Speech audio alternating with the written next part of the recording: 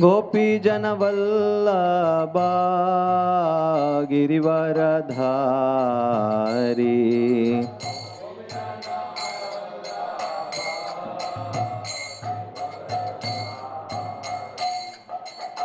गोपीजनवल्लभा गिरिवरधारी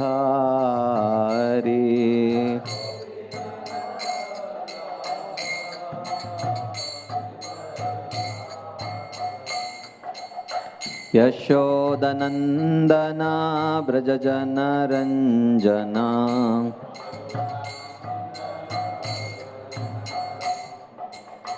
यशोदानन्दना व्रजजनरञ्जना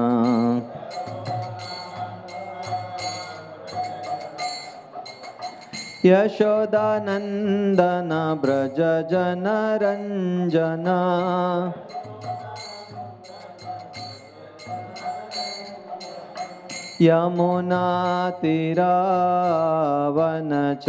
यमुनातीरावनचारी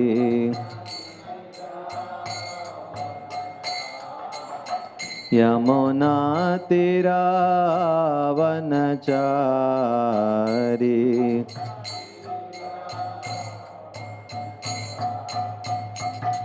जय राधा माधव कुंज विहारी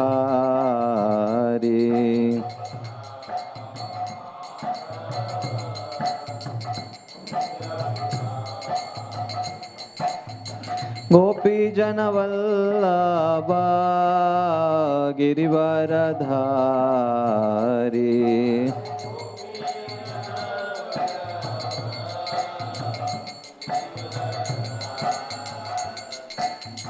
यशोदनन्दना व्रजजनरञ्जना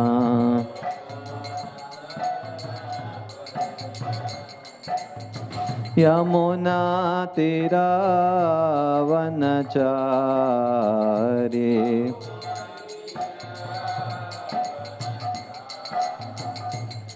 जय राधा माधव कुंज विहारी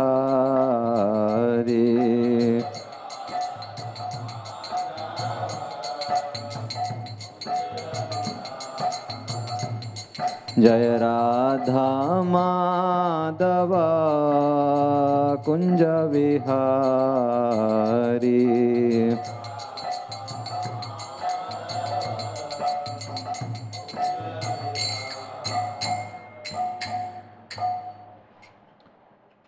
ओम नमो भगवते वासुदेवाय।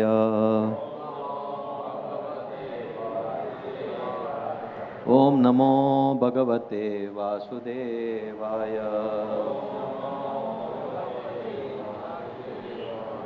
ओम नमो भगवते वासुदेवाय। नारायणं नमस्कृत्य नरं चैव नरोत्तमं देवीं सरस्वतीं व्यासं ततो जयमुदीरयेत्। नष्टप्रायेषु भद्रेषु नित्यं भागवत सेवया भगवतीरुत्तमश्लोके भक्तिर्भवति नैष्टिकी। कृष्णाय वासुदेवाय देवकीनन्दनाय च नन्दगोपकुमाराय गोविन्दाय नमो नमः। Hare Krishna. So today we are reading from the first canto, 12th chapter, titled Birth of Emperor Parikshit, text number 5. Sampadakratavo loka mahishi bhrataro mahi jambudvipadipattyam cha yashascha tridivam gatam. Sampadah kritavo loka mahishi bhrataro mahi jambudvipadipattyam cha yashascha tridivam gatam. Sampadah kritavo loka mahishi bhrataro mahi jambudvipadipattyam cha यशश्च त्रिदिवं गतम्।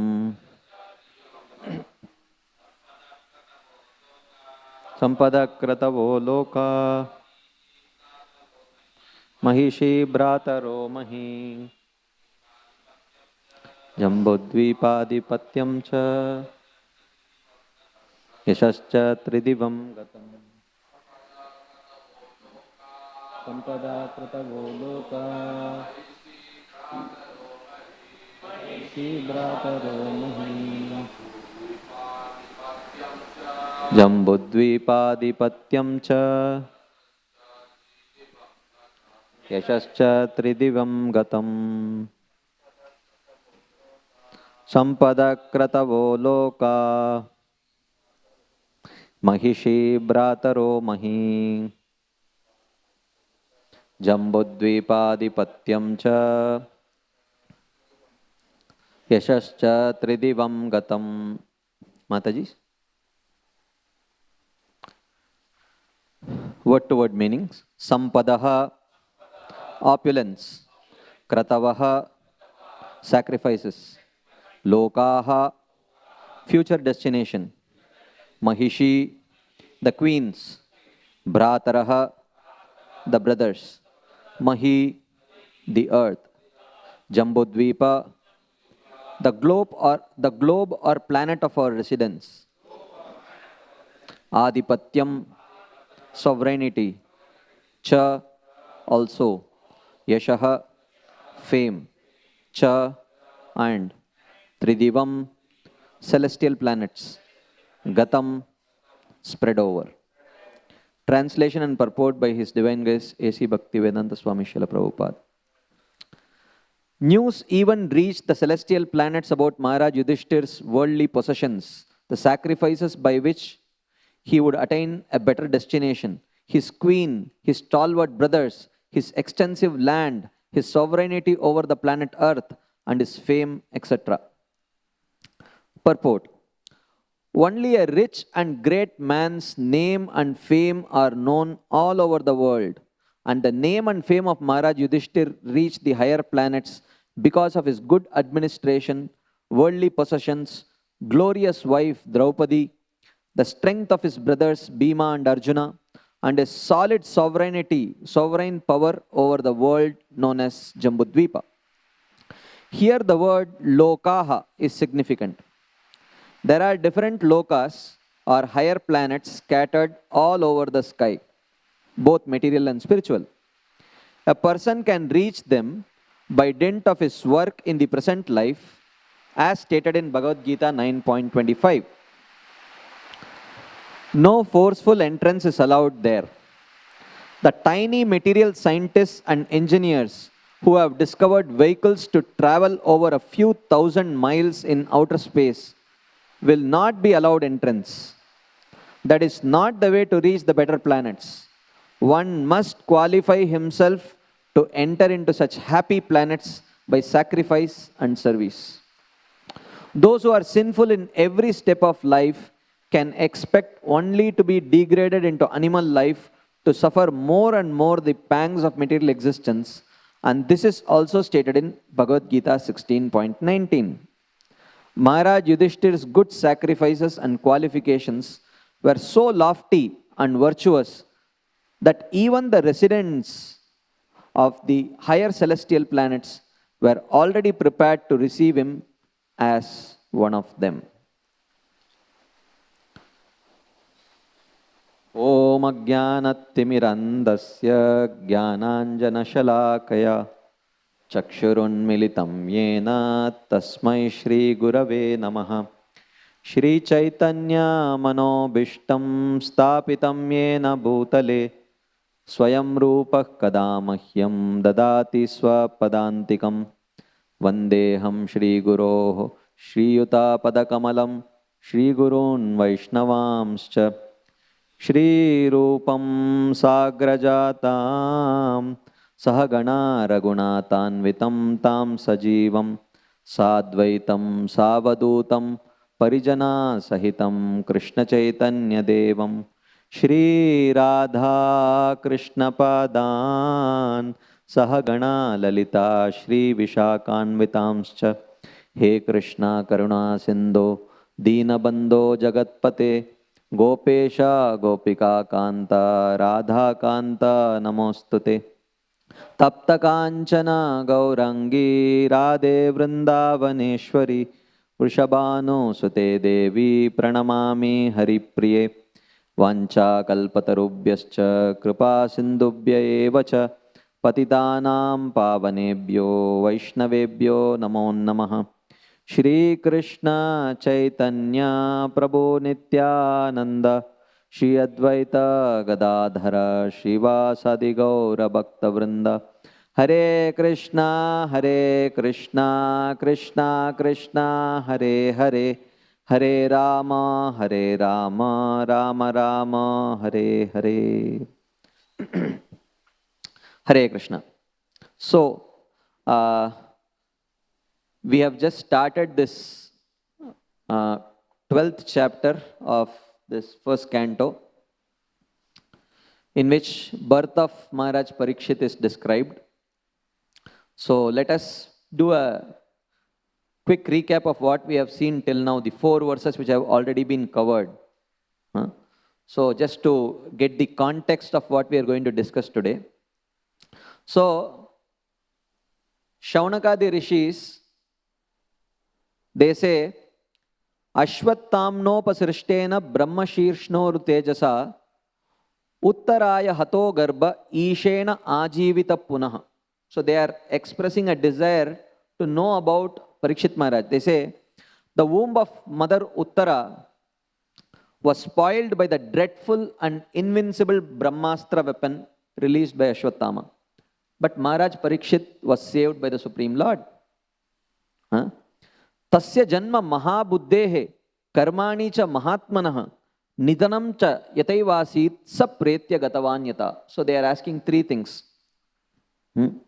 How was he born? How was he born in that womb which was actually destroyed by the Brahmastra of Ashwattama? How did he die subsequently? And what was his destination after death? We would like to know. Why? Because he was Mahatmana. He was a greatly intelligent person, great devotee of the Lord. So we are really eager to know about how did he eventually take birth from that womb, and how did he die, and what destination did he achieve after his death. Tadidam shrotamicchamo gaditum yadi manyase bruhina shraddhadananam yasya jnanam adat shukah. We are very eager to understand this subject matter, especially the subject matter which was imparted by Shukadeva Goswami to Parikshit Maharaj. Can you please narrate what exactly happened? Please speak on this subject matter. So this was a question. Essentially, Shaunakadi Rishis want to know about the birth, death and destination of Parikshit Maharaj. That was the question. But interestingly, Suta Goswami, without directly addressing this point, he starts speaking about the reign of Yudhishthir Maharaj, which seems little strange. He is not directly answering the question. He is talking about the reign of Yudhishthir Maharaj, which is not the question at all. So he says, Apipalad Dharmarajah Pitruvad Ranjayan Prajaha Nisprihas Sarva Kamebhya Krishna Padanu Sevaya. Emperor Yudhishthir administered generously to everyone during his reign. He was exactly like a father. He had no personal ambition and was freed from all sorts of sense gratification because of his continuous service unto the lotus feet of Lord Shri Krishna. So it seems little not so connected with the question that has been asked by Shaunakadi Rishis. So here the Acharyas comment that 3 verses describe Yudhishthir Maharaj in order to indicate that the cause of attaining such a grandson was his attachment to Krishna. Krishna Padanu Sevaya. So how can you speak about Parikshit Maharaj's greatness before talking about his pedigree in the form of Yudhishthir Maharaj? Now he says, How could Parikshit Maharaj be so exalted? You can see it that way. Or you can see it as, how could such an exalted Parikshit Maharaj take birth in this way? Either way you see, he is connecting it to Yudhishthir Maharaj. Because Yudhishthir Maharaj was such a great emperor. Right? And then today's verse describes how the news about his worldly possessions and everything reached the celestial planets. And then in tomorrow's verse, he will give the logical connection as to why he is speaking about Yudhishthir Maharaj, where he says, Kimte kama surasparha mukunda manaso dvijaha adijakhrur mudam ragyaha kshuditasya yatetare. Even though Yudhishthir Maharaj was endowed with so much opulence, Kimte kama, he did not really desire it. Why? Mukunda manaso. He was Mukunda manasaha. His heart was completely filled with Krishna. He was satisfied. Kshuditasya yatetare. Just like a hungry person will be satisfied only by food. He will not be satisfied by anything else. So similarly, Yudhishthir Maharaj was satisfied only by his association with Krishna and his thoughts of Krishna. He was not satisfied by anything else. And thus, such an exalted soul as Parikshit Maharaj would take birth from this lineage.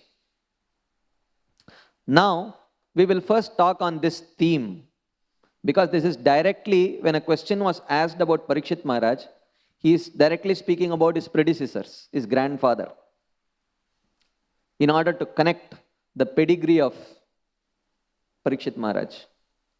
So now, the question that naturally comes is that, so does it mean that a devotee is guaranteed a devotee son or daughter? Or is it that one who has already practiced Krishna consciousness in his previous life but could not complete, will he be guaranteed devotee parents? Because this seems to be suggesting here is Shaunakadi Rishi is asking about Parikshit Maharaj, but Sutta Goswami is glorifying Yudhishthir Maharaj, his grandfather, and Srila Vishwanath Chakravarti directly says that because he wants to tell the exact words that he says is three verses describe Yudhishthir in order to indicate that the cause of attaining such a grandson was his attachment to Krishna. So if someone is attached to Krishna, will he beget a son or a daughter who is a devotee? Okay. This is the first theme we will discuss, and if time permits, we will go to the next theme. So, let us see what the Shastras say. So first, let us take, in Bhagavad Gita, is there any place where Krishna suggests a favorable birth due to a prior practice? 6th chapter, right? So let us see what is the context and see what Krishna exactly says. Okay, so 6th chapter of Bhagavad Gita, Krishna talks about Ashtanga Yoga. He's not talking about Bhakti Yoga. Okay, so in that chapter, Krishna describes the path of Ashtanga Yoga, and at the end of that description, Arjuna feels little not so confident. So he says, Chanchalam hi manak Krishna pramati balavad dridam tasyaham nigraham manye vayoriva sudushkaram. Mind is so fickle, so running here and there. I don't think it's very much possible to practice this path of Ashtanga Yoga. I mean, what you're suggesting, I don't see it's very practical. So in response, Krishna says, Asamshayam, no doubt. Difficult path. Asamshayam mahabaho mano durnigraham chalam.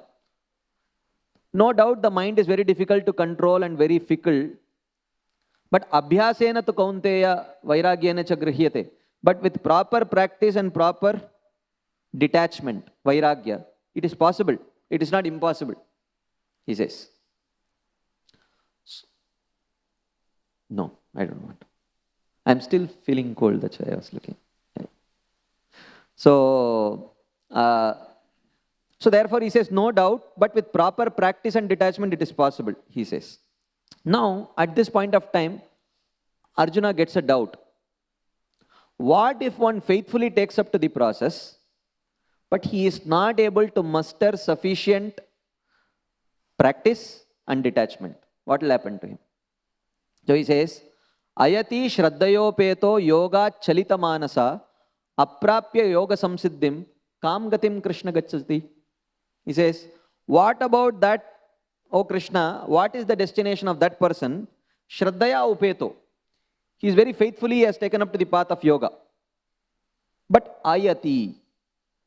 Ayati means he is not able to, you said, abhyasena tu kaunteya vairagyena cha grihyate. He is not able to put that abhyas persistently. And yoga chalita manasa. And he is not, his mind is running here and there, he is not determined. Vairagya is also not there. Abhyasa is weak, vairagya is weak. But he has faithfully taken up to the yoga. Kam gatim Krishna gacchati. What will be his destination? Then he clarifies the question little more. Kachin nobaya vibrashtas chinnabram iva nashyati. Apratishto mahabaho vimudo brahmanapati.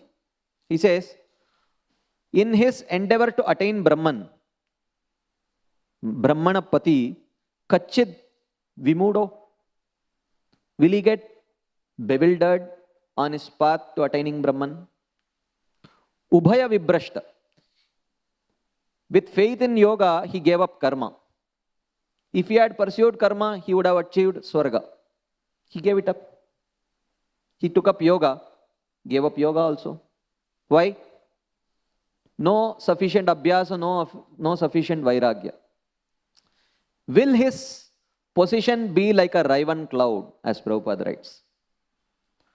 A small piece of a cloud detaches itself from one big chunk and it wants to join the other chunk. And in between, the wind actually disperses it, and it has no sufficient, mass to retain itself. So in between it may get, will the position of this yogi be like that? Will he na garka na gatka? Neither he will attain success of karma, will go to Swarga, nor will he attain success of yoga and achieve liberation. So will his position become like that? Krishna says, good question. Partha naiveha namutra vinashas tasya vidyate nahi kalyanakrit kaschit durgatim tata gacchati. He says, in this life and in his next life, he will not fail. So Krishna gives this confidence. Don't worry, if a yogi takes up to this path and if he is not able to muster sufficient endeavor, abhyasa and vairagya in this life, whatever he does will be carried over to next life. No problem. Okay. Kalyanakrit, for a person who has taken up to this auspicious path of yoga, nahi kaschit durgatim gacchati. He will certainly be not deprived of his benefits. He will attain the benefits. Slowly. If not immediately, gradually he will attain. So don't worry about it. So how?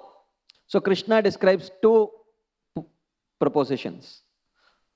When a yogi who has practiced little bit and gives it up or dies, what is his destination? Or a yogi who has practiced for sufficiently long time and gives it up, what is his destination?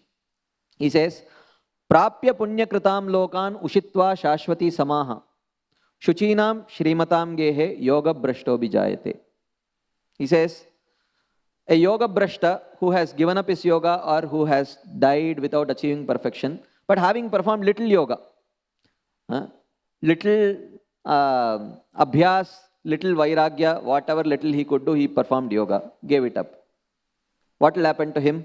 He says, Prapya punya kritam lokan. He will attain the abode of the pious people, Swarga. Ushitva shashvati samaha. He will live there for a long enough time. And then Shuchinam Shrimatam Gehe Abhijayate. He will take birth in the house of either a religious person or a wealthy person so that he can continue his practice.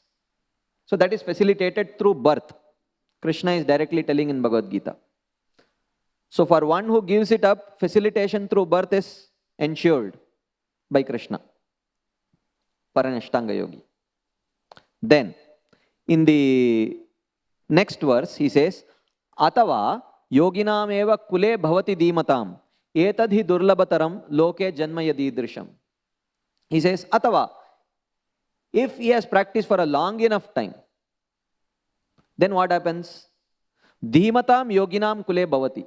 He will take birth in the family of intelligent yogis. Idrisham janma durlabhataram. But this kind of birth is very rare. But because generally not many yogis reach that situation only, reach that stage of advanced practice and giving up their lives. This is difficult in this world. Etadhi loke durlabhataram. It is very difficult. But nevertheless, this is facilitated. And Srila Vishwanath Chakravarti says that the destination of yogis who fell after doing a little practice was described in the previous verse. This verse describes the destination of yogis who fell after a long practice. So they are born in the families of yogis such as Nimi. He gives the example also. So now, and then he says, Tattardham buddhi samyogam labate paurvadehikam yatate cha tato bhoyaha samsiddhau kurunandana. He says that in that situation, in these two situations, labate paurvadehikam, he attains the state of advancement that he had attained in his previous lives. He attains that, and from there he progresses. Buddhi samyogam, he uses his intelligence in practicing yoga and he progresses. Tato bhuyaha samsiddhau yatate, and he endeavors to achieve perfection from there. Okay. Purvabhyasena tenaiva hriyate hi avashopi saha jigyasurapi yogasya shabda brahmati vartate. So now the question is, will he again get attracted to karma? He says no. Purva abhyasena saha hriyate. Hriyate means he will be attracted again by his purva abhyas. Purva abhyas means abhyas in his previous life. Because of his abhyas of yoga in his previous life, hriyate, avashaha api, he will helplessly get attracted to yoga. And by that attraction, shabda brahma ativartate. He will overcome, he will surpass the karma kandiya section of Vedas and he will not get attracted to karma. He will get attracted to yoga. So this guarantee is given by Krishna to Arjuna. Don't worry. So a yogi who takes up without sufficient abhyasa and vairagya need not feel disappointed. It will be facilitated through birth in Shuchinam Shrimatam Gehe or Kule Bhavati Dhimatam. So he will take birth. Okay. And then finally he says, Prayatnad yatamanastu yogi samshuddha kilbishaha aneka janma samsiddhas tatoyati paramgatim. And when he continues practice of yoga, yogi samshuddha kilbishaha. Slowly all the obstacles which are stopping him from putting proper abhyas and vairagya, that will be destroyed.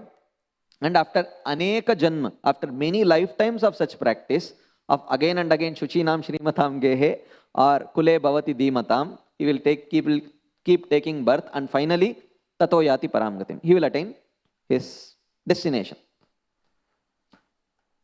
I mean, guarantee is given, but it's a delayed guarantee. It takes time, he says. But nevertheless, he says that progress is facilitated through birth. This is for an Ashtanga yogi. Guarantee is there right from Bhagavad Gita. But now the question is, what about a devotee who is not able to perfect his devotional service in this life? Is there any guarantee that Krishna gives? Yes. Unlimited guarantee. But is any of those guarantees related to birth? That we need to investigate. Okay. I will share a few verses. If I miss out, you can, if you remember some verses, you can share. If there is any verse where Krishna guarantees birth in a devotee family. He doesn't deny it, but does he guarantee? Is that a guarantee for devotees? Let us see some verses. Some verses from Bhagavad Gita, Bhagavatam, where such guarantee is given. Let us see some guarantee verses, and we'll see if in those guarantee verses, if birth is guaranteed for devotees. A direct comparison verse for this question that Arjuna asked would be Tyaktva swadharmam charanam bhujam harer bhajan apakvo atapatet tato yadi yatrakva vabhadram abhudamushyakim kovarta apto abhajatam swadharmatah. Narada Muni's instruction to Vyasadeva. Direct comparison verse, right? So same thing. Ayati shraddhayo peto yoga chalita manasa. Same question. So here, Tyaktva swadharmam. He gives up his path of karma, swadharma. Charanam bhujam harer bhajan.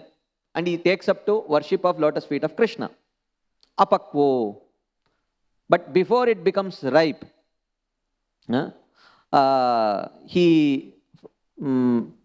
apakvo, before it becomes right, or atapatet, or he may give it up also due to his conditionings. Tato yadi, if he gives it up, Krishna says, Amushya kimva abhadram abhut.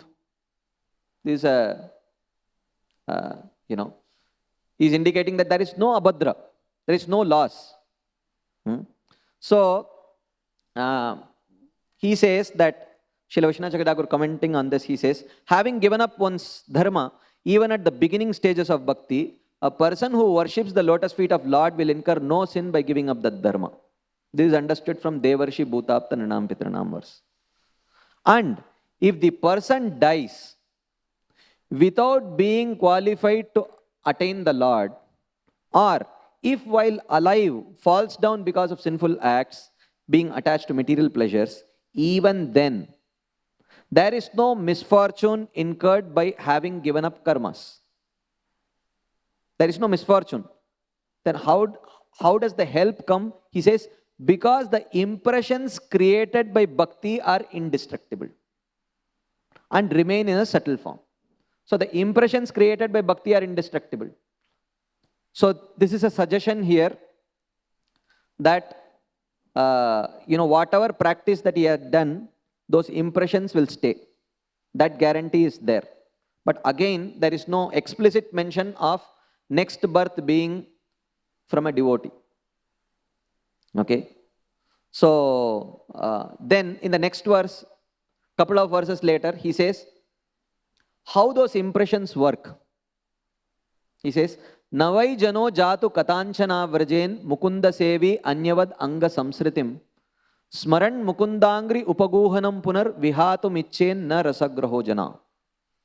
He says, my dear Shaunakadi Rishis, Mukunda sevi jana, one who has served Mukunda, who is a devotee, Navai jatu katanchana samsritim avrajet. At no point, under no circumstances, such a person will again return to the cycle of samsara, which is generated by one's karma. He will never come back to having once taken up bhakti if he does not give it up due to offenses. He will never return back to samsara, which means his subsequent birth will not be by his karma. Okay. Anyavad, like other people, like a karma yogi who takes up to karma and gives it up, his next birth will be generated by his karma only, but not for a devotee. So how the help comes for a devotee to progress further? Narada Muni says, Smaran mukundangri upaguhanam. Upaguhanam means embrace. And the acharyas explain, embrace means, so he says, Smaran mukundangri upaguhanam. Krishna makes that person remember his past embrace of Krishna's lotus feet. So what is this past embrace of Krishna's lotus feet? He says, his past good experiences in bhakti. Whatever wonderful experiences that he had in bhakti, Krishna will remind. In this lifetime, it may exist in the form of memories. In the subsequent lifetimes, it may exist in the form of intuitions, gut feelings, a favorable attraction. Right? So in this lifetime, it may exist in the form of memories, right? So, Smaran Mukundangri Upaguhanam Punar Vihatum Ichen. Punar Vihatum na Ichen. Such a person will decide, wow, such a wonderful path of bhakti, why did I give it up? And then he will again try to practice it. Decide, I will never ever give it up again. But then again, due to the force of conditioning or due to association, he may give it up. But again he thinks, oh, such a one. Again Krishna gives him remembrance. Remembrance he guarantees. Birth not mentioned. Neither in the purports or commentaries, nor in the verse itself directly. Okay. I am not going through the commentaries because of shortage of time. Okay. So very beautiful purport if you can read it whenever you have time. And so many other places Krishna gives assurance to devotees. But interestingly, as far as I can recollect or see, no assurance of birth in a favorable family. He doesn't deny it, but he doesn't guarantee it also. For example, some guarantee verses we will see. Krishna says, Ananyas chintayanto mam yejana paryavasate tesham nityabhiyuktanam yogakshemam vahamyaham. So Krishna says, I carry what they lack, carry what they have, and I protect what they have and carry what they lack. Yogakshemam vahami aham. Okay. In commenting on this verse, the Acharyas say, on the other hand, the happiness of my Ananya Bhaktas is given by me, Krishna. It is not obtained by pious acts. For such persons, I take care of their attainment of wealth, which is considered as yoga, and their maintenance, which is kshema. Though they do not expect such things from me, but I take care of that. So Krishna says, I personally take care of their maintenance. Maintenance and providing and maintenance, I take care. Krishna gives that guarantee. But how? He does not say. So, and then other guarantee verses where in Bhagavad Gita Krishna says, Tesham satata yuktanam bhajatam priti purvakam dadami buddhi yogam tam yenamam upayantite. I give the intelligence by which that devotee can attain me. That guarantee is given. What if in attaining Krishna, the past material vasanas act as an obstacle? Krishna says in the next verse, Tesham evanu kampartam aham agyanajam tamaha nashayami atma bhavasto jnana deepena bhasvata. So he says by bhasvata jnana deepena, by the shining lamp of knowledge, aham agyanajam tamaha nashayami. I will destroy all the unfavorable material impressions which act as an obstacle for you to attaining me. That guarantee Krishna gives. I will give you buddhi to attain me. That guarantee Krishna gives. But does he facilitate it through birth? Neither the verse says, nor the Acharyas explain that way. Another guarantee verse, 12th chapter of Bhagavad Gita. Yetu sarvani karmani mayi sanyasya matpara ananyenaiva yogena mam dhyayanto upasate tesham aham samuddarta mrityu samsara sagarat bhavami nachirat partha mayyaveshita chetasam. So very clearly Krishna says that aham nachirat samuddarta bhavami. I will act as the quick deliverer. I will quickly deliver that person. Mrityu samsara sagarat, from the ocean of repeated birth and death. Which person? Mayyaveshita chetasam. One who meditates on me, I will quickly deliver him from samsara. That guarantee is given by Krishna. But how? That is not mentioned. So, in the purport, Srila Vishwanath Chakravarti Thakur says that the question arises. I am reading from the middle of the purport, not from the beginning. So, someone may ask, still, what is the method by which they cross samsara? So, the answer Krishna says, there is no question about the method by which they cross samsara. Because without even having a method, I take them over it. I take responsibility for them. Forget about the methods. No clear-cut methodology provided by Krishna here. I quickly become their deliverer from the ocean of samsara. Like that. Again, another guarantee verse. Kshipram bhavati dharmatma shashvat shantim nigacchati kaunteya pratijanihi name bhakta pranashyati. Right? So very quickly he will become a dharmatma if he has struggles. So, and again, very nice purports. I am not going into it because time is running very fast. So,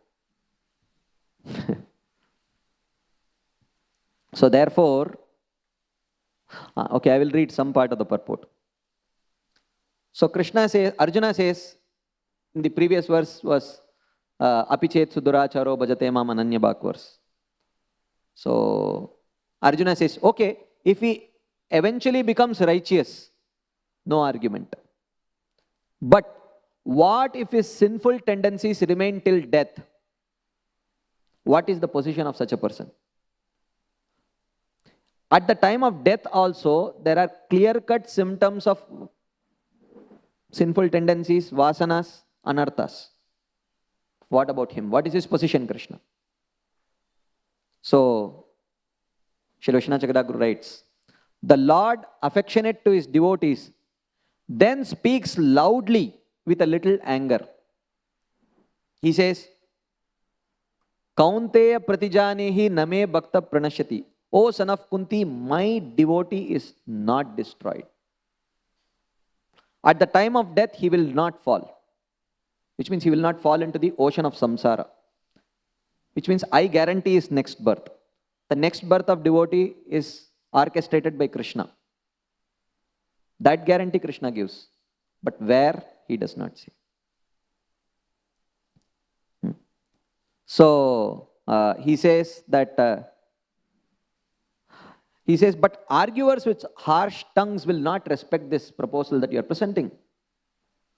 Krishna then tells Arjuna, O Kaunteya, going to the squabbling assembly with a tumultuous sound of drums. Go with your entourage with all the drums and all that. Let them know your presence. Let them know that you have something very valuable to share with them.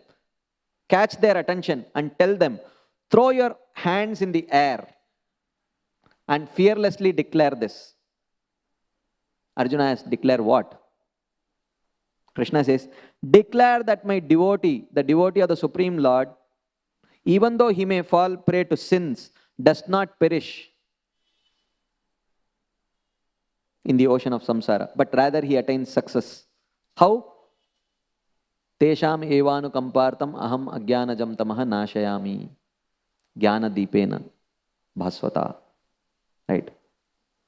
So, he says, arguments defeated, pride deflated, they should undoubtedly respect you as a guru. This is what Krishna tells Arjuna. Their pride deflated and their arguments defeated, they will undoubtedly accept you as a guru. And he says, this is Sridhar Swami's explanation. Sridhar Swami explains it this way. Of course, so many other such guarantee verses, right? Like Sarvadharman Parityajya Mamekam Sharanam Raja, Aham Tvam Sarva Papebhyo Mokshayishyami. So I will take care of your sins and all that, he says. But nowhere here Krishna seems to guarantee that I will take care of you by making you take birth in a devotee's family. I mean, if you can recollect some verses, you can please share. So, Krishna's guarantee, reciprocation is certainly guaranteed. There is no doubt about it. But is there a fixed way of Krishna's reciprocation with the devotees? Is there a fixed way in which Krishna reciprocates with his devotees? That we need to understand. Birth, no doubt, is a way. There is no doubt. That is why here Krishna can definitely orchestrate a devotee's further progress through birth. There is no doubt about it. He can do it. But apparently he does not always do it. That's definitely not a guarantee that he is giving. Okay. So we will take a small conversation from Srimad Bhagavatam, the 9th chapter, the conversation between Bhishma Dev and Yudhishthir Maharaj. So Yudhishthir Maharaj is lamenting. You all know this episode, famous series of verses. So Yudhishthir Maharaj is lamenting that, oh, I have become the cause of the suffering of so many people. So many people died, so many women became widows and children became fatherless and all that. All because of my greed for the kingdom. Like that he was lamenting. And Krishna brings Yudhishthir Maharaj in front of Bhishma Dev. We all know the story, to glorify Bhishma Dev. Bhishma Dev says, Aho kashtam, aho anyayam, yadyuyam, dharmanandana, Jivitum narhata klishtam vipradharma achyutashraya. He says, Aho kashtam, aho anyayam. What distress you had to go through and what injustice you had to face. Actually, you are lamenting, claiming yourself to be the cause of so much suffering. But you know what? You don't deserve to be living here right now. You must have died long time back along with all your family members. Jivitum narhata klishtam. You don't deserve to have survived through all these, miseries and dangers that you had to go through. If only not for your Vipra Dharma Achyutashraya. Just because you took shelter of Vipra Dharma and Achyuta, therefore you survived. So therefore, what to speak of injustice? You never retaliated to your injustice that has been done to you throughout your life. This is very just. Don't lament. Then, Yudhishthira Maharaj asked, then why am I suffering? What is the cause of my suffering? Bhishma Dev says, Sarvam kalakritam manye, bhavatam cha yadapriyam, sapalo yadvashe loko vayor ivaganavali. Time is the cause. Time is the cause of your suffering. Yudhishthira Maharaj says, time? What is time? Time is just an impersonal entity. No one can say time is the cause of suffering. That's a very superficial understanding, and no one learns anything from that. Time is the cause of suffering. It is time for me to suffer. I will suffer. I mean, what do you mean? Time means what? So he tells Bhishma Dev, you know what is time? Time is the conveyor belt which carries one's karma. Time, the substratum of time is karma. Time is just the conveyor belt. You cannot criticize the conveyor belt. Time is like the postman, right?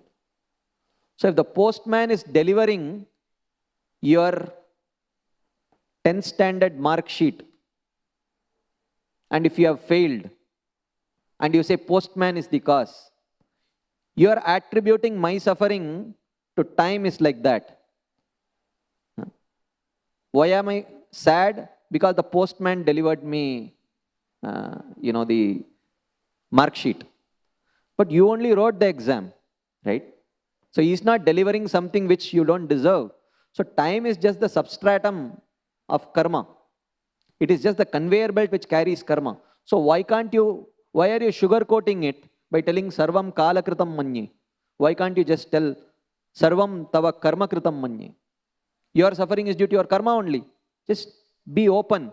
Just tell it on my face. I am willing to accept. That's what I am also telling. I am suffering because of my own karma.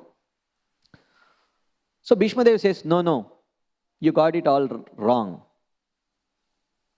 He says, Yatra dharma suto raja gadapanir vrikodaraha krishno astri gandivam chapam suhrit krishnas tato vipat. You are claiming that your suffering is due to your karma. Now my question is, you are dharma sutta. You are the son of Dharmaraj. You know what is dharma, what is not dharma. So you would never act in an adharmic way, and you will not allow your dependents to act in an adharmic way. Okay? So Yudhishthira Maharaj may say, oh, that is under normal circumstances. Under difficult circumstances, we may give up dharma. So he says, Gada Panir Vrkodara, Krishno Astri Gandivam Chapam. To protect you from such unnatural circumstances, you have the strongest man on earth and the most skillful man on earth, Bhima and Arjuna.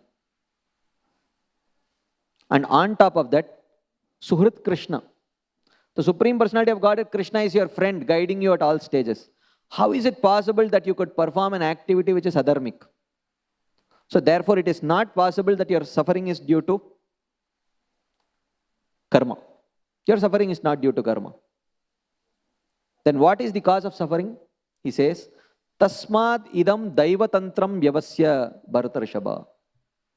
Understand or discern that your suffering and happiness depends on Krishna because you are a devotee.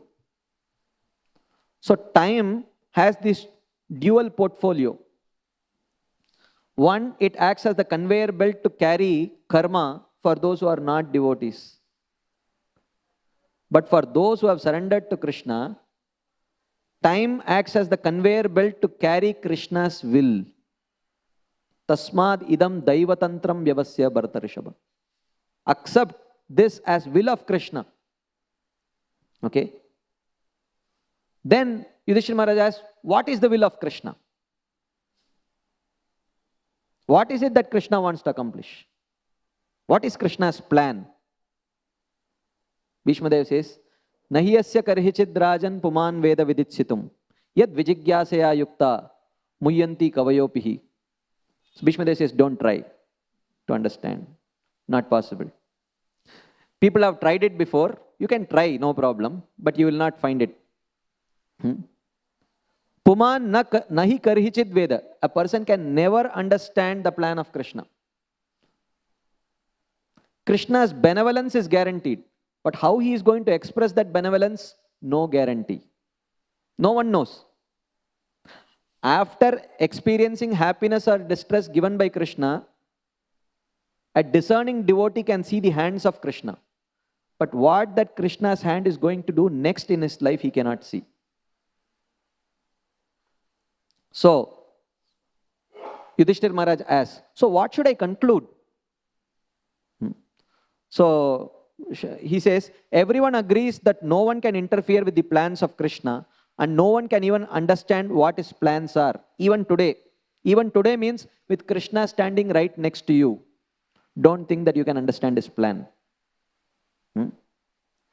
No person starting with Brahma and Shiva knows the plan of the Lord. What to speak of me? Bhishmadev is telling. So, Yudhishthira Maharaj says, okay, maybe no one knows the plan of the Lord, but still I have to inquire, right? I have to inquire. Does he want to give us suffering? Does he want to give us joy? Does he want to give us suffering and joy? What does he want to give? So, if I think Yudhishthira Maharaj is debating, does he want to give us suffering? So he thinks, that cannot be true because Krishna is affectionate, I know. I have experienced his affection. Even though we have experienced a lot of suffering, but I cannot tell for sure that he wants to give me suffering. Does he want to give me happiness? That is not true because we have hardly experienced happiness in our life, in one sense. Of course, from an external point of view. But they were happy because of Krishna's presence. Does he want to give us happiness and suffering both mixed bag? So he says, that also I cannot tell for sure because it would be a contradiction to his kind nature. It would make him very whimsical. So he says, look, stop debating this way. Bhishmadev says, no one can solve this problem by inquiry. This problem is not solvable by inquiry. Okay? So therefore he says, Muyyanti kavayopihi. Even the most intelligent people are bewildered to understand how Krishna is going to act. And then he says, Yudhishthira Maharaj says, well, wait. All that you say is true when Krishna is not close. Now Krishna is right here. I will go and asking Krishna, what is your plan for me next? Tell me. Doodh ka doodh, pani ka pani. The problem will be resolved. I'll go and ask him. Bhishma Dev says, Eshavai Bhagavan Sakshad Adyo Narayana Puman Mohayan Mayaya Lokam Gudas Charati Vrishnishu. You know who this person is? He is Sakshad Adyo Narayana Bhagavan. He is the original Narayana, the Supreme Lord. Mohayan Mayaya Lokam. He always works through his Maya potency only. Either Yoga Maya for people like you or Maha Maya for other people. So when you go and ask him, he will tell you, come, I'll tell you what my plan is. And he will tell you something and you will think you have understood. But you will realize that you have not understood. Then you will go and ask him again, he will give an explanation that how you should have understood it. And he says, oh, right, yeah, correct. And then he says, okay, what's your next plan? And he will tell, okay, this is my next plan. And you think you would have understood it, but something else will happen. And then he will give an explanation for this. In this way, his Maya potency is very strong. So therefore, no one can understand the plan of Krishna. That's what he says. So therefore, why he puts someone into suffering, there is explanation for that. In verses like, Yasyaham anugrinami harishyetad dhanam shanaihi tato adanam tyajantyasya swajana dukkha dukkitam. In the explanation of that verse, if you read Srila Vishwanath Chakravarti's commentary to that particular verse, there is a very elaborate explanation of why Krishna puts his devotees into suffering.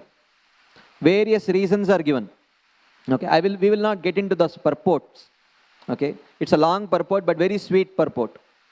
He gives various reasons why Krishna puts his devotees into suffering. Okay, there is explanation. So Krishna does not guarantee that I will not put my devotee under suffering. But he explains why I put my devotees into suffering. But whether I will put my devotees into suffering the next moment, there is no explanation for that. He may give suffering. Is this, let us take this verse. Krishna says, Yasyaham anugrinami harishyetad dhanam shanaihi tato adanam tyajantyasya swajana dukkha dukkitam. If I want to show my anugraha to someone, I take all of his wealth away and then his relatives and friends abandon him, and in this way he is forced to take shelter of me. Is this a norm? Does Krishna do this to everyone? This is not a norm. This is one thing that Krishna says, I do this also. But it's not that I always do this to everyone. Because this is not seen. This is contradictory to Pratyaksha Praman also. Not that all devotees of Krishna are begging on the street. This is not true. So that does not mean they are not experiencing Krishna's anugraha also. Right? So I will not go into this purport, but if you get an opportunity, please do read this purport. Very beautiful purport by Srila Vishwanath Chakravarti to this. So whether he will give suffering or happiness is not guaranteed. So therefore, in a 10th canto verse, which is often quoted by the Acharyas, the verse says, Bhavadutta Shubha Ashubhayoho. For devotees, says, happiness and distress born out of Krishna for his devotees. Bhavadutta Shubha Ashubhayoho. Auspicious and so-called auspicious and inauspicious things are created in a devotee's life by Krishna only. So, it is not only so-called Ashubha, Yasyaham Anugrinami. Shubha is also there. That is why in Bhakti Rasamrita Sindhu, talking about the benefits of bhakti, Srila Rupa Goswami says, Kleshagni Shubhada. And in describing Shubhada, he says, what is Shubhada? What is auspiciousness? What is that auspiciousness that bhakti grants? He says that Jagat Prinanam, Sarva Jagatam Anuraktata, Sadgunadi Pradatvam, Sukha Pradatvam. 4 types, he says. He says that Jagat Prinanam, one becomes very compassionately disposed to all living entities. Sarva Jagatam Anuraktata, one becomes very attractive to all living entities. These are symptoms of auspiciousness bestowed by Bhakti or by Krishna directly. Sadgunadi Pradatvam, all good qualities are bestowed upon that person. And the fourth thing he says is Sukha Pradatvam, happiness. And what kind of happiness? Srila Rupa Goswami says three types. Vaishaikam, Brahmam, Aishwaram. Vaishaikam means, he says, material benefits, material happiness. In the beginning stages of bhakti, practice of bhakti bestows material wealth also, material happiness also. So therefore this principle of Yasyaham Anugranami is not a very consistent principle, that it's not such a predictable tool that Krishna always uses. So the principle is, how can I get this soul closer to my lotus feet? Sometimes for that he may take the wealth away, sometimes he may not necessarily take that wealth away also. Okay. So we see in the case of Dhruva Maharaj, or so many other such. Ambarish Maharaj had a kingdom, Yudhishthir Maharaj had a kingdom, Dhruva Maharaj had a kingdom. Practically every single person in Bhagavatam, most of the personalities, this Yasyaham Anugranami principle at some stage in their life might have been applied. But for most of the times, they remain quite prosperous only. In every single canto, you can find at least one person for whom this principle was not applied actually. Right? So therefore, the point is, birth may be one way in which Krishna may facilitate further practice of the devotee, but it is not the way, and it is not guaranteed at all by Krishna anywhere, as far as I know, in the scriptures. Right? We will see some examples where it was facilitated and directly mentioned also. We see the example of Srila Bhaktisiddhanta Saraswati Thakur. He took birth to Bhaktivinoda Thakur. But Bhaktivinoda Thakur's own case you take. He was not born to Vaishnava parents. First, he was born to Shakta parents, who were Durga worshippers. Then he tried out some Shaivism, some Christianity, Islam also he tried. And eventually he found Chaitanya Charitamrita, he read, and that kind of explanation. Of course, he is a Nitya Siddha. That is another thing. Srila Prabhupada's own case, he attributes his devotion to his father, Gaur Mohan De. It is there, no doubt about it. So Prabhupada attributes Krishna's facilitation through birth in his own case also. But having said that, this is not always true. There are so many other examples opposed to this. You see Advaitacharya's own sons, Asar. Some of them were Asar. While Prabhupada attributes his own devotion to the devotion of his father, Gaur Mohan De, what about Prabhupada's own children? Not many of them took up to serious devotional service, right? Bhaktivinoda Thakur himself, right? And we see even in contemporary examples, like, so many, Yamuna Mataji, it is documented her father was a butcher by profession. She took up to devotional service, and very early in her devotional service, Srila Prabhupada identified, she's at the stage of bhava. Prabhupada directly told Tamal Krishna Maharaj this. So this Yamuna, she's at the stage of bhava. Prabhupada told. Of course, you may say, so you may attribute it to her prior practice of devotional service. Or you can say, as Srila Rupa Goswami says, Duruha Adbhuta Viryesmin Shraddha Durestu Panchake Yatra Swalpapi Sambandha Saddhyam Bhava Janmani. He says that when talking about the 5 most potent limbs, Srila Rupa Goswami says that it is the potency of these 5 most potent limbs is inconceivably wonderful. Shraddha Durestu Panchake. Shraddha to dur ki baat hai. Even if one may not have faith in these 5 limbs, 5 most potent limbs, Yatra swalpapi sambandha. Even if one has swalpa sambandha with these things. Sadhyam. Sadhyam means if one who is completely offenseless. Bhava janmani. It immediately gives birth to bhava. So it is quite possible that Yamuna Mataji was absolutely offenseless.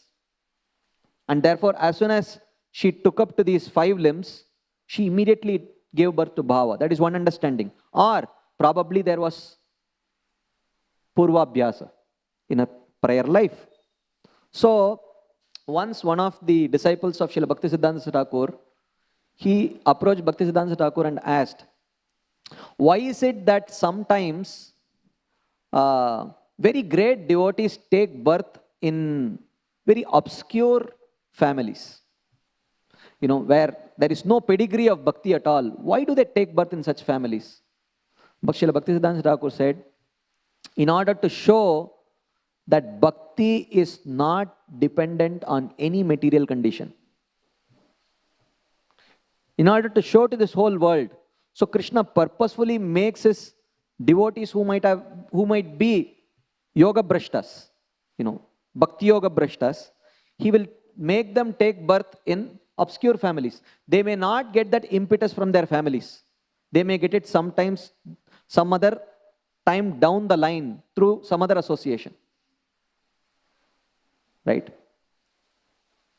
So, therefore, here to conclude, if you see in this case, here is Suta Goswami attributing Parikshit Maharaj's birth to his Pitamaha, who is Yudhishthir Maharaj, his exalted stature. Right? But we see in the case of Vena, Vena's father was Anga, was an excellent devotee. But you may say, oh, Vena's nature can be connected to his maternal grandfather because it is generally told that the grandson takes the nature of the maternal grandfather.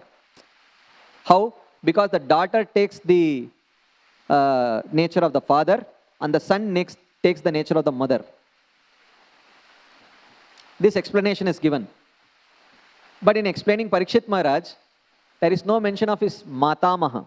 There is description of his Pitamaha. Yudhishthir Maharaj is his paternal grandfather, not maternal grandfather. So these explanations are there, but these are not normative.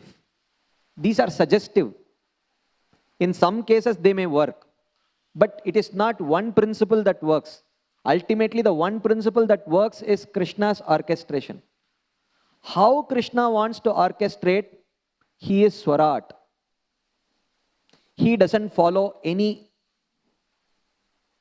inferior norms. There is no inferior norm that he is subjected to. The one norm that works is, I will take care of my devotee's life personally. But how? That he will not reveal. That norm is guaranteed. No other norm is guaranteed. So therefore, is it guaranteed that a devotee will get a devotee son or daughter? No guarantee. This life, if someone leaves his body without perfecting his bhakti but having significantly practiced bhakti, is it guarantee that he will take birth to devotees? No guarantee. But facilitation is guaranteed. How? Krishna only knows.